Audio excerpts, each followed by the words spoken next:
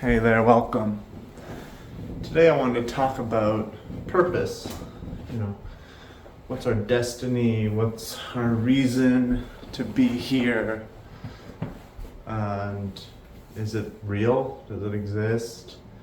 What are the nuances around purpose? Like, what does it mean to have or pursue a purpose in life?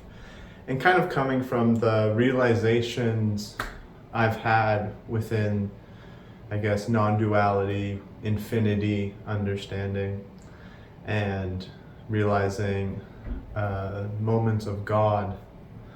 So purpose, it's often what gives people drive and motivation. It brings a light to their life, and it often involves helping the world, helping others, or doing something for the world in some form. And through my experience, I've tackled with purpose and purposelessness and kind of swaying back and forth. And I want to just talk about it because I talk a lot about morality and karma yoga, which is very tied to purpose. It's tied to doing something meaningful for other sentient beings as part of realizing the oneness of everything. And so in non-duality, that can be a big topic, especially when a saint or a sage realizes the infinite unity. They will often do a lot of work for the world. They'll help build temples and hospitals and granaries and schools, and they'll help feed people and house people and teach people. Over the centuries, we see such, kind, generous labor and hospitality from the yogis. But then you have the other types of yogis that are aloof, detached, and they don't care about societal conventions. They don't care what happens to the world, and they don't really seem to live with at least a labeled purpose or a normal purpose. And it's an interesting thing to talk about, because one aspect of realizing infinity is that there's nothing to seek, which we've heard a lot about in all sorts of teachings of non-duality. There's nowhere to go. There's nothing to search for. There's nothing outside that we need for the spiritual thirst. We don't even need the thirst. We already have it. We already have infinity. What else could we want? And that means we already have God, and we are completely unified with God. And any limitation we pursue or perceive, it's just better to let it go. And so what purpose could we have beyond what just happens? So there's a lot of interesting kind of mental paradoxes that can happen surrounding realizing infinity, God, non-duality. Why do anything in the world if it's all God and God can do everything? And to be honest, yeah, if we can do that, I think we should do that. We should just let go. We should just surrender. But the thing is, this is much, much harder than it seems. It also means just letting go of any future desires and weird little limitations and control patterns we have within ourselves, not just in regards to purpose. So it's not so easy, because to fully surrender, we surrender everything that begets limitation, that begets the illusion of limitation. But in terms of just being part of the world, relying on the world to let this body thrive and this mind stay joyous, as long as we're doing that, it makes sense to feel a call of purpose. And sometimes we might be a little too extroverted on our sense of purpose, too limited in what we allow to be purposeful. So for instance, I have a big craving to help other people, to make the world a better place. It's something that just I love, and if I can do it, I want to do it. But there's obstacles to that aren't of my control. You know, like if somebody chooses to eat unhealthy and think, you know, highly negative thoughts, they usually end up unhealthy and unhappy. That's not in my control. I can hopefully, you know, be a role model and give advice, but otherwise that's their responsibility. And the same is for like larger problems in the world. You know, there's wars happening, there's famines, there's greed and corruption, and I can figure out how my purchases and actions might influence those and alter those, but otherwise I still have to just survive. I have to pay for this room and food and, you know, pay for the internet and so on. I don't have to have all these things. I could just wander homelessly, but there'd be other problems with that.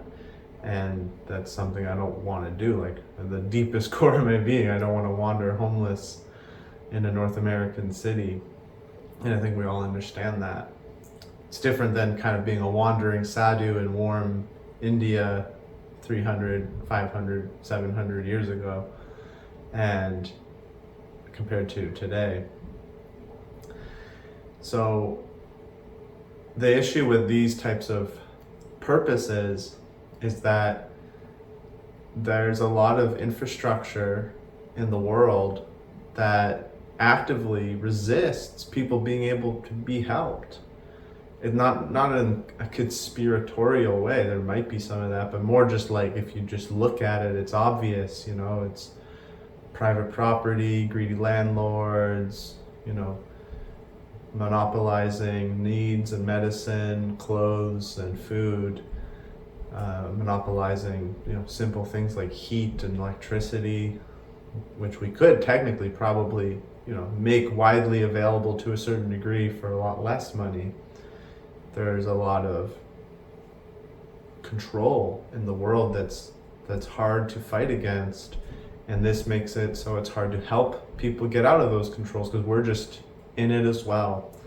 And so having this, you know, this purpose for humanity, this purpose for the world, you know, the bigger picture is it can be depressing. So it takes a lot of detachment and patience and wisdom to circulate those feelings, those authentic feelings if they're there, and still maintain love, maintain happiness. And I think that's the issue, is that one thing we do in a purposeful life is we kind of categorize like the world or humanity or society or like large population as more important than something smaller. And this is misaligned with the understanding of infinity, with the realization of non-dual, unified, beginningless, eternal consciousness, like, you know, existence. Because every little thing, you know, every tiny thing is literally equally infinite as anything else. That's how infinity works. And to love a tiny thing, to give attention and care to even something like a plant, is a whole universe in itself. It's more than a universe, it's literally just infinite. To love our family, to love our own body, to love our own cells, to bring joy to ourselves, to bring joy to this being. You know, as long as we're not harming other beings, there's purpose in that. And I think that's an issue, is there's, even in the spiritual sphere, the service, the karma yoga, the purpose for humanity, for humankind is too narrow-minded. It's often also, you know, conflated with the bias of quantity. It's conflated with a human speciesist bias often as well, and it doesn't really allow us to open our mind, and it usually rejects pleasure. It rejects joy, it rejects aesthetics, and it rejects beauty. Not always, but a lot of the times, you know. And this is an issue because we need a proper, healthy relationship with what God has made beautiful and the impulses God has created within our beings to love what's beautiful, whether that's sex and orgasm, whether that's, you know, beautiful vistas and landscapes and villages, whether that's enjoying video games and movies and shows and music, or, you know, good culinary experiences. As long as we're not abruptly harming the world, it's okay to enjoy the world. And we can learn to enjoy it more and more, as in needing less and less external things and appreciating God superfluously just as is, just as existence itself, rather than needing specific patterns to happen outside ourselves to trigger joy. This is smart, this is wise. That's also, you know, a purpose of the yogis is to be completely independent with their mind from anything that appears in the mind. It's a great purpose, but extremely difficult. You usually need a good teacher, and there might be a little bit of predestiny. If it's going to happen, it's by the grace of the infinite, not our own limited mind making it happen. Our own limited mind, it's not necessarily gonna all of a sudden make itself realize its unlimited beingness by perpetuating the habit of being a limited mind, a limited perspective. There's a bit of a paradox there. I'm not saying it's impossible. I think anything's possible, but we can see that it doesn't work necessarily. Repressing ourselves, trying to only focus on some idea of my consciousness and external, internal, you know, like this. These are all concepts. These are all, you know, useful, and there might be some accuracy to them, but really it's all in and as God. So enjoying the pleasure of a sensation, whether it's what our eyes see or our genitals feel or our tongue tastes, it's just still in God. It's all internal. So there's no reason to reject. There's no reason to hanker. You know, we'll get them. They'll happen. There are plenty here. You know, we've kind of secured hedonism as a Western culture, unfortunately. And so it's okay to have that be part of a purpose. It's okay to have the enjoyment of life be part of the grand purpose. And I think that that is important, because that is not separate from God. And we're gonna find that we'll snap back to it. We'll snap back always, pretty much always, to the things that are enjoyable to us. We are an experiencing being. We experience. There are innately, whether it stays that way or not, but there are innately things that we enjoy. They could be because of our conditioning. We enjoy this more than that because of our upbringing, you know, because of our mindsets. But regardless, there will be things we tend towards and things we avoid. There's a mixture in this. Part of it is destined. Part of it is just Shakti. It's like the manifestation of God. It's the energy of God. It is just God. It's not even the manifestation of God. It is just God. It is just equally infinite. And then the other parts are, these are, you know, the happenings of infinity where a being experiences suffering, they experience limitation, they experience contrast and comparison. There's an infinite array of this type of experience. And so we will naturally deteriorate those as well. And that's what, when you come, if you are here listening to me, you're most likely inclined towards some level of spirituality, some level of wisdom. And so the teachings of no desire, the teachings of, you know, go beyond the body, the teachings of, realize infinity and be happy with existence itself. There's all sorts of teachings that are like kind of difficult. They're kind of extreme and intense, which makes sense because God is the most intense, infinite thing. But God's also the most subtle, permeating thing. And so it's all inclusive. And so there's this purpose to rest in the flow of our life. So the flow of our life means we're going to enjoy certain things and not enjoy other things. And at the same time, we're going to have the wisdom and discernment to find out what pleasures are entangled with pain, I guess.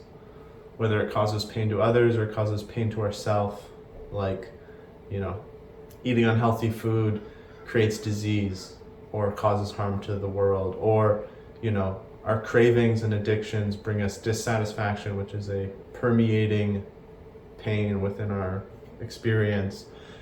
And so learning to discern and disentangle is also part of the process. You probably wouldn't be here at this video if it wasn't. You probably wouldn't be into yoga or, non-dualism or Advaita or Dzogchen or Zen Buddhism or whatever if there wasn't some awareness of transforming things that cause suffering in oneself.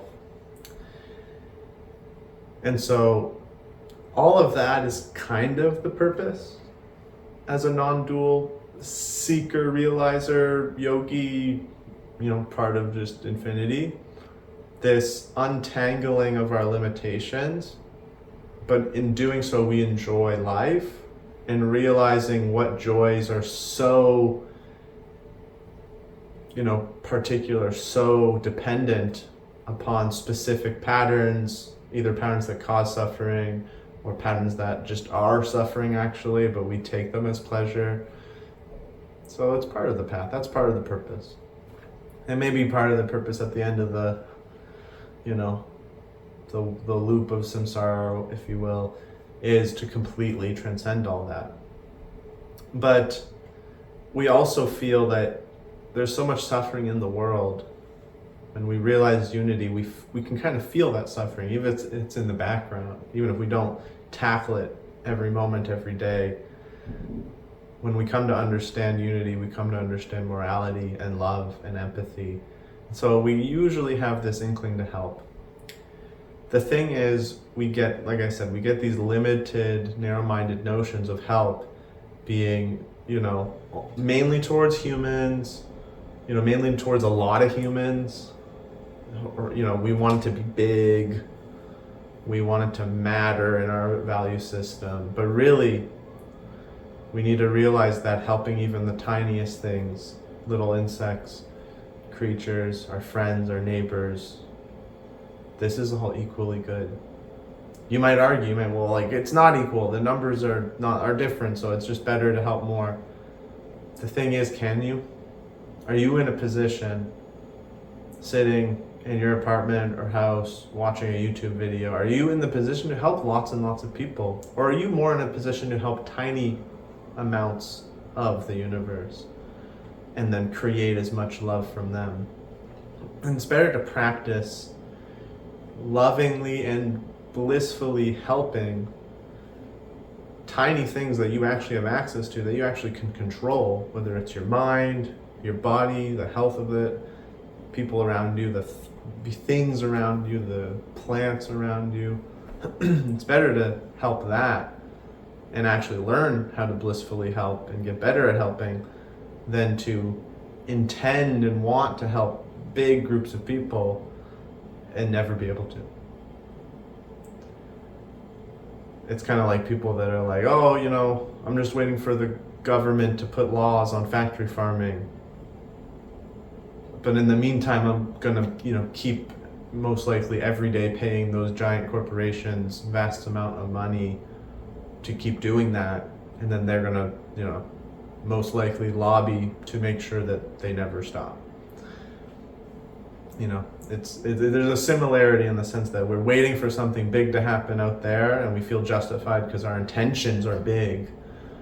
But this is a comparison that's illusory. It's all infinite. Helping a little beautiful bug survive, a bee, is literally infinite. And we can't measure the value. We can't even measure the value of helping a plant or a few plants, or giving our neighbor something they need, or like housing somebody, just a person in need for a week or two.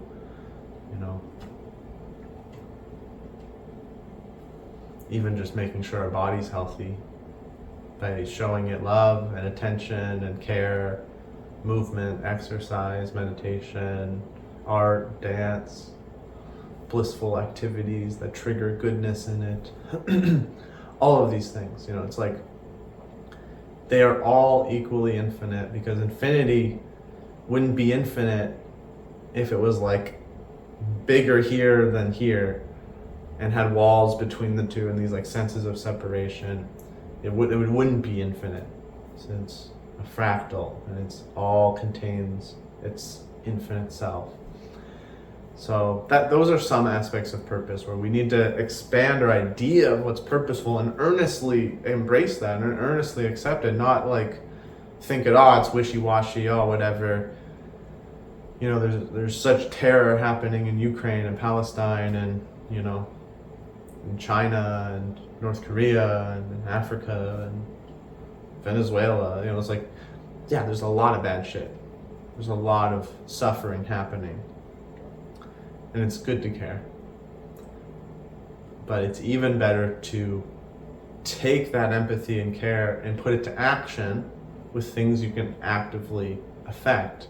If you can affect those awful tragedies and make them less tragic, please, yes, of course, do so, And I'm not saying we can't, but we shouldn't ignore the tiny things, the people around us, just because we have this idea of big in our head, and big is better. So when you realize non-duality, you realize the tiny things are kind of just as important to the grand, eternal thing.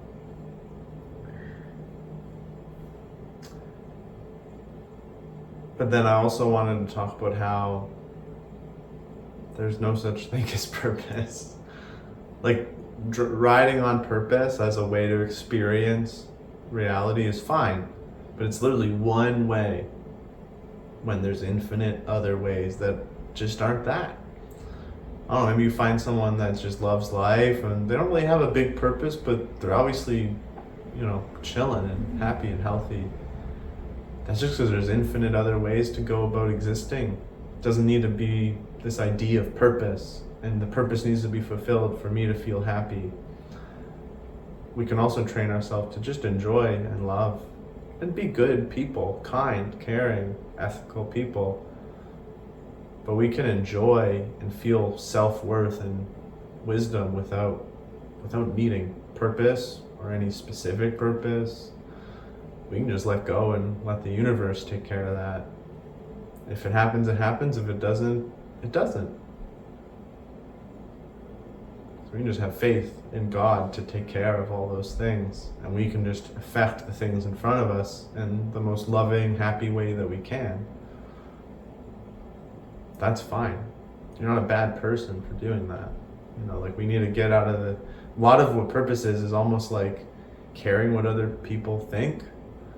We need to be virtuous, we need to be successful, we need to be, like doing a good job, like helping lots of the world, being almost like being not famous, but kind of like almost having a famous amount of effect upon others. We need to be doing things that other people value, like being a doctor, curing diseases, having a business that helps people, a non-for-profit, helping lots of people's health. It's this attachment to big, this attachment to purpose. There's also this attachment to what other people think of us. We might feel unvalued unless we're doing something good for the world. And this is toxic. We don't need to care what other people think at all. If they share their thoughts about us, we can embrace them and maybe grow from them. realizing that God can speak through people, but we don't need to react. We don't need to care. It doesn't need to affect us emotionally or, even affect our lifestyle. The only caveat I think is, if we're actively harming others and someone says, hey, fuck off, don't harm others, we should stop, so that we realize our full oneness and our full potential and our full self. We realize truth because we are that which we hurt as well. But otherwise, if someone's just like upset or doesn't like us as much because we're just like, we don't have a big effect on the world, we're not like moving large pieces of the puzzle, it kind of fucks up society a bit. One, it makes us too focused on specific parts of society and we lose track of other meaningful things, like the simple things and the small things in the moments. But also it just creates this classist thing, because unfortunately, to affect more people in this world, you usually need either more influence and or more money, more power.